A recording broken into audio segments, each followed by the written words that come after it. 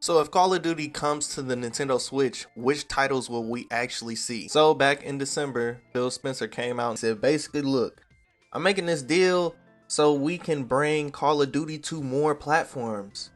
And he was talking about the Switch. So what Call of Duties actually makes sense? Now I only bring up what Phil Spencer said because in the quote, he had said that even if the deal does close in June of 2023, it's going to take a bit of time to start getting developed Call of Duties on the Switch. So the fact that most of these games I'm going to be talking about today already have Xbox and PS4 ports, I feel like these games can already run on the Nintendo Switch. Now, although some of these titles may be able to be ported, they might not necessarily be worth being ported. And I know that's kind of harsh being said, but it's kind of the truth, man. You got to understand a lot of these games in the state they are right now, not only is Microsoft going to have to figure out these ports for these games on Nintendo Switch, but they're going to have to figure out that online situation because if you play on Nintendo Switch online, you already know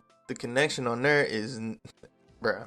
So we not even gonna go into that. It's 2023 and they still ain't figured that shit out. So look, what I'm saying is, don't expect them to port every Call of Duty to the Switch. The only way that's gonna probably happen is if Game Pass comes to the platform.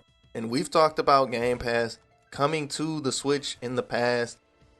And this might be the gateway for that, but we'll talk about that in another video. But here we're going to talk about these Call of Duty. So obviously the first one I think they're going to port is Call of Duty Modern Warfare Remastered. Now I'm not talking about the 2019 one. We'll get into that later. I'm talking about the MWR Remaster. The remake of COD 4. That's the one I think that's going to be the first one to, if they do it, they're going to put that on there. I say this because it's still an active community on there. I think it's still people that play that game to this day. So the servers are still up, and that seems to be the case with a lot of these games. It's a good boots on the ground Call of Duty. I don't really know how it would work with like supply drops and shit. Maybe they want to stay away from games that have supply drops and see, now that's where it gets dicey because COD points aren't in every Call of Duty. I mean, they are, but they don't all link across. So honestly, it's two ways this can go after thinking about it like that. You could either go one way where you only put the last 3 Call of Duties on Switch. That way Activision still retains all the money. They get all that. Not saying they wouldn't get all the money because it's all under Call of Duty at the end of the day, but it wouldn't be so spread out. As if you play Call of Duty now, you know COD points have been the currency for a while now. Whereas back in the day, COD points used to be something that you got in the game. And that's a whole nother video too, but that's the first route. They could put Modern Warfare 2019, Cold War, and Vanguard on the Switch. Now the reason this could be something they hold off on until the next Switch is because right now it would probably have to be the cloud version of these games because of how massive those Call of Duties are. So we're gonna stick to the retro titles, and that's why I say Modern Warfare. Yeah, man, it's so many freaking Modern Warfares at this point. MWR is the best way to say it. MWR is going to probably be one of the games they put on Nintendo Switch.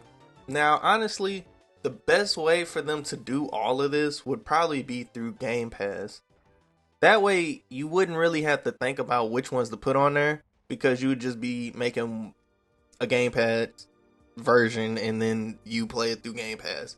But that's a whole nother deal that Nintendo would have to work out. So the next game would probably be Black Ops 3. Because Black Ops 3, again, is still an active community. All the Black Ops games, honestly. But that's kind of my bias. I would love for them to put Black Ops 1 in the game. But games that are like that, they make nothing off of at that point. They put the port out and it's just out. This is Retro's editor, Rush. What he meant was they make the money, of course, but they're not gonna make any money after the initial sale. So depending on they make the game $60 or $30, which they probably should shoot for that $30 range. Please do not charge full price. But knowing Microsoft and Nintendo, it might be full price. I don't know. Anyways, $30 for any one of these games. And I mean, except for newer ones. And I mean, that's probably how they'll make their money. But after that point, unless you're buying DLC packs, which let's be real, no one's gonna be buying DLC packs. Again, I don't think this is where the money is. Now, what they could do is they could, down the line, make complete editions of some of these games that don't have complete editions and then sell that to you, how they've done with other games on Nintendo Switch. Alright, back to the commentary. Versus MWR or even World War II. It's some bad ones, bro. That's why I think the logical choice for them, if they're trying to make the most money out of this situation, which it's a business, it's a company, that's what they're gonna do. They're gonna try to find out how to put 2019 Cold War and Vanguard on the Switch, but they're probably gonna wait, and that's why Phil said, hey, it's gonna take a while to figure this out, because they probably know about the next Switch. The next Switch has to be coming soon. It has to be coming soon.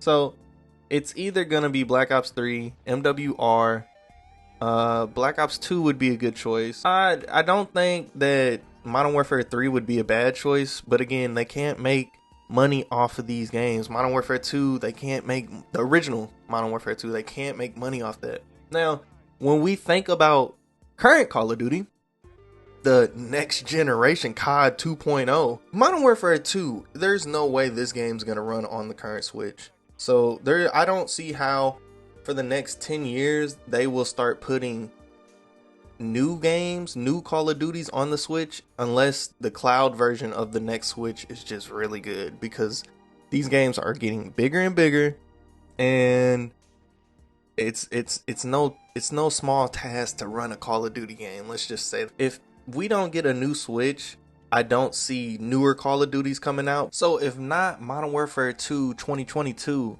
then what Call of Duty will actually come out for the next 10 years on Switch?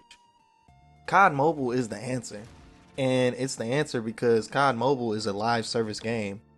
COD Mobile ain't going nowhere. Just like Fortnite, it's gonna keep going on. COD Mobile will be here for another 10 years. That's guaranteed. Just like Fortnite will be here for another 10 years. It just will.